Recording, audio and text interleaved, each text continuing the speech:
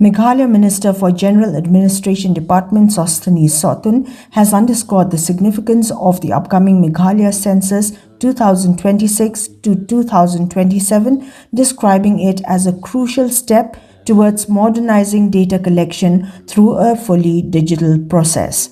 Highlighting the scale and importance of the exercise, Sohtun said the census would play a vital role in strengthening governance, planning and delivery of public services across the state. He called for active cooperation from citizens to ensure the success and accuracy of the enumeration process.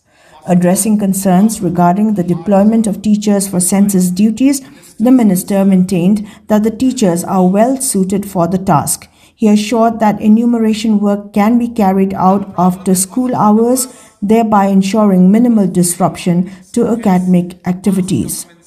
Minister Sosthenes Sohtun further emphasized that with proper coordination and public participation, the digital census initiative is expected to mark a significant milestone in Meghalaya's administrative framework. My dear citizens of the state of Meghalaya, as we are going to begin the enumeration of the census, we know the concerns of our teachers are important to us, and we respect their central role in shaping our children's future.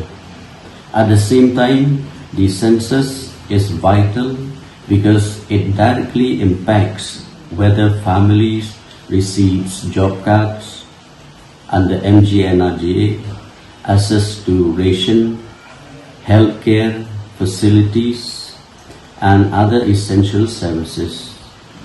When a household is properly counted, it becomes visible to the system and eligible for support. We have ensured that this responsibility is limited, supported, and structured to minimize disruption. Our teachers are not only educators, but also key partners in ensuring that every deserving family in Meghalaya is reached and supported. Thank you.